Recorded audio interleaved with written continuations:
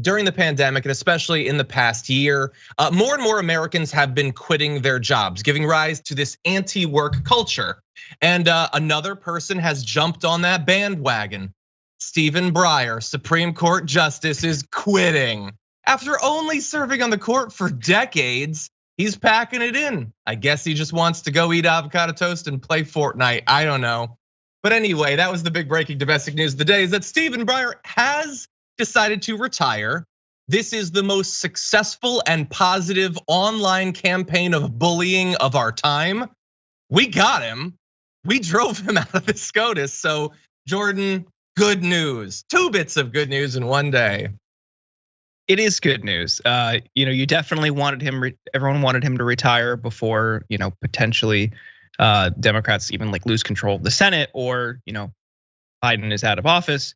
So because we'll see what Republicans do, or if he even gets close to another election, we've seen them just refuse to cooperate, to stall it until a Republican takes power. So this is good. Like that, everyone was fearing that he would hang on and then just unfortunately die later on. But this is good.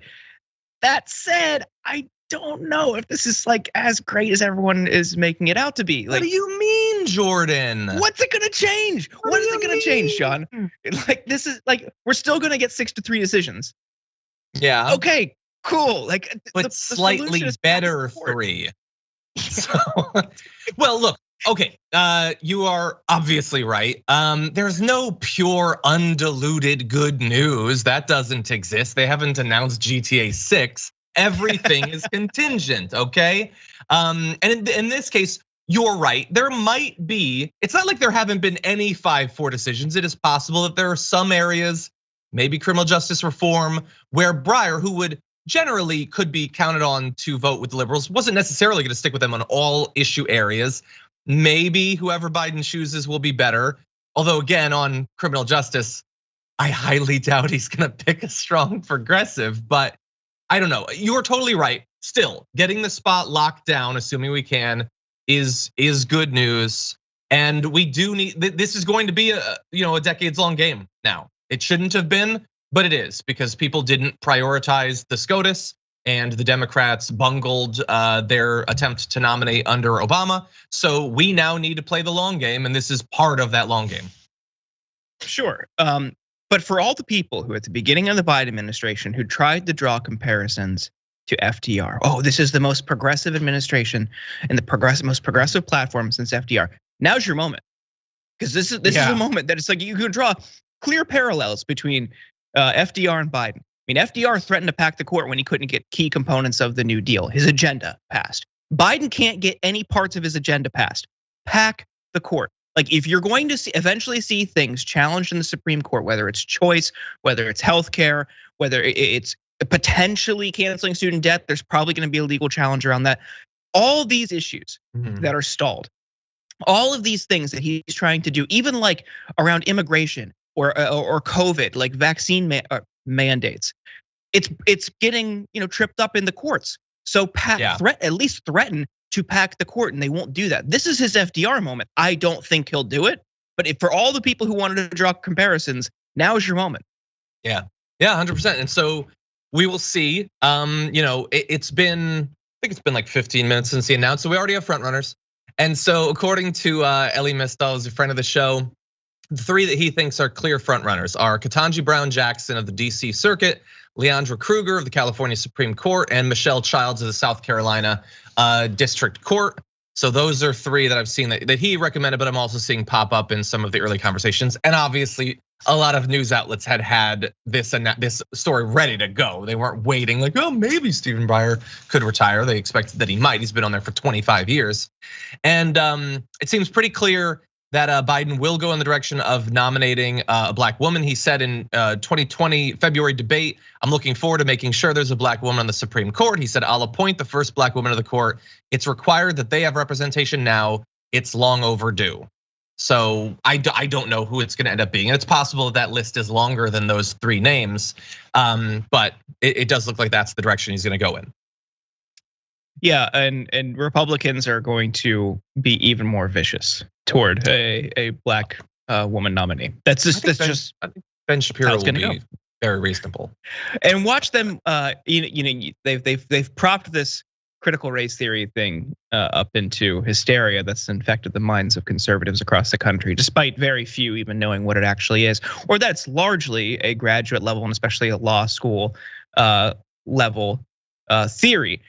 Watch this infect the nomination hearings, because there's a real possibility that their nominee has thought about it, wrote about it, spoke about it, because it is a law school level theory. So like, get ready for critical race theory to be injected into the nomination hearings.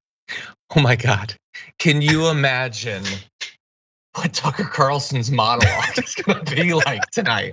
I don't want to, but there are some very sweaty racists frantically typing out drafts for him right now. That's the same as every day though. But anyway, look, Stephen Breyer's announced he's gonna retire. It was just happened. It just happened, but already let the insanity begin, because Fox News has had to sort of live respond to this. And let me give you a few of their takes.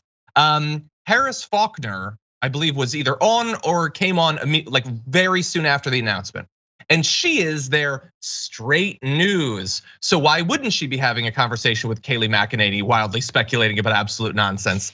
So she said she thinks that it's possible that Biden is going to remove Kamala Harris as vice president and then place her on the Supreme Court. Harris Faulkner said, I can't be the only person who's seeing this.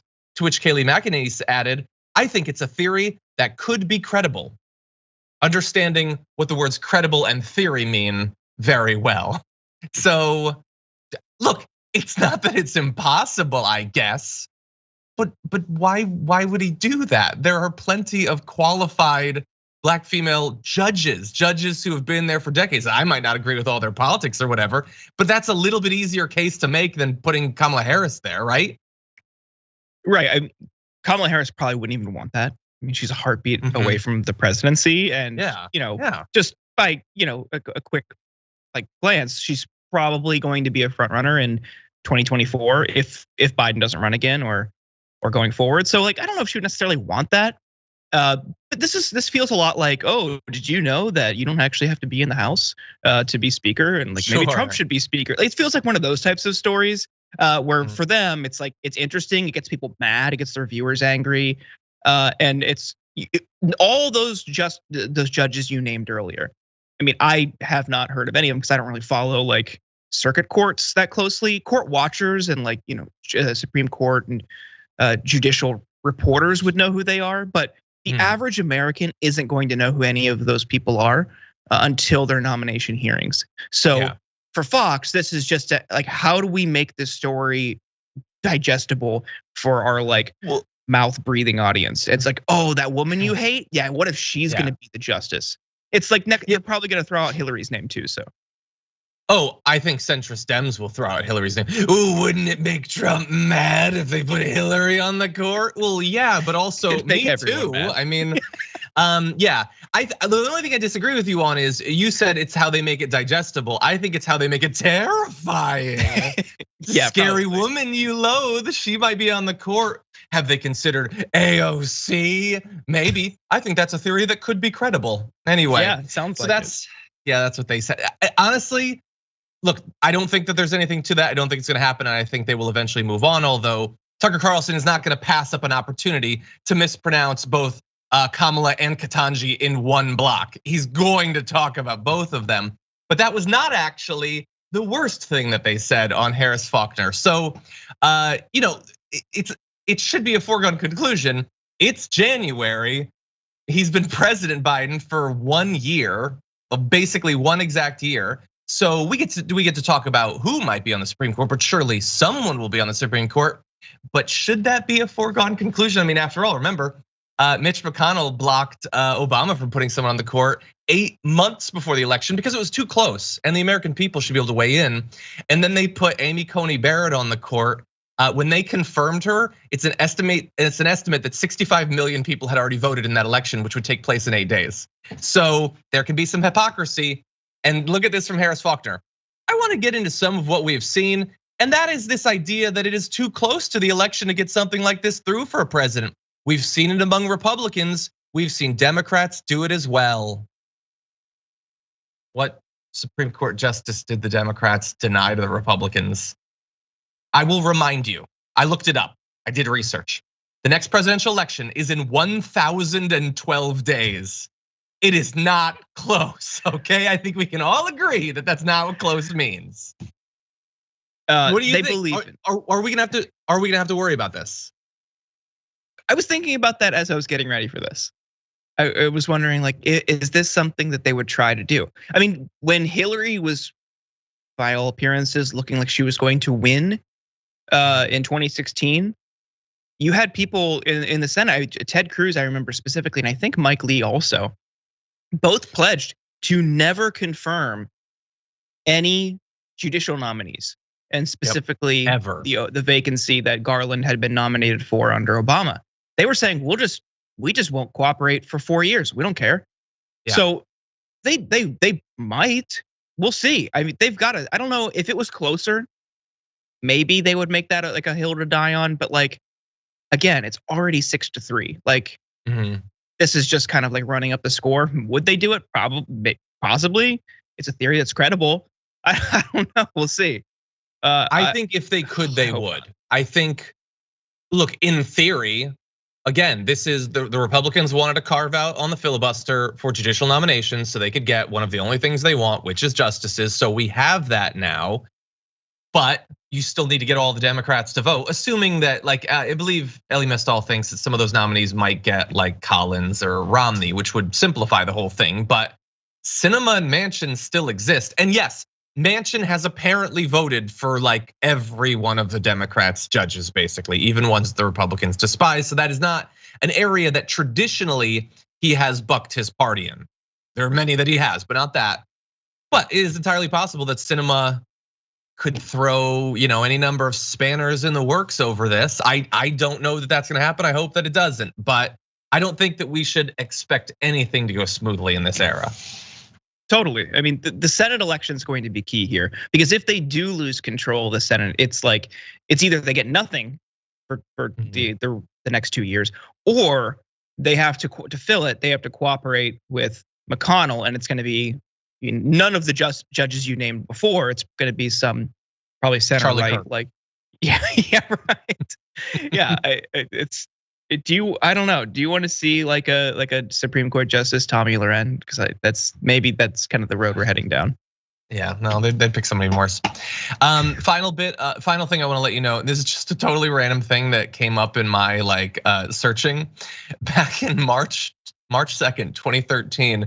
Danny DeVito tweeted, and this is the entirety of the tweet: Antonin Scalia, retire, bitch. He didn't retire, but he did go anyway. Love Danny DeVito. And so Breyer is apparently out. We will have to see who we get in place. And we will be looking at those candidates and providing you with all the information we can get about their histories. We're actually gonna try to get Elie Mystal on to talk about some, because he seems pretty familiar with them. For more political news, breakdowns, interviews, stories of activism, and me trying my hardest to care about the occasional big celebrity news story, subscribe to our YouTube channel at youtube.com/The Damage Report. And you can ring the bell wherever it is so you don't miss anything.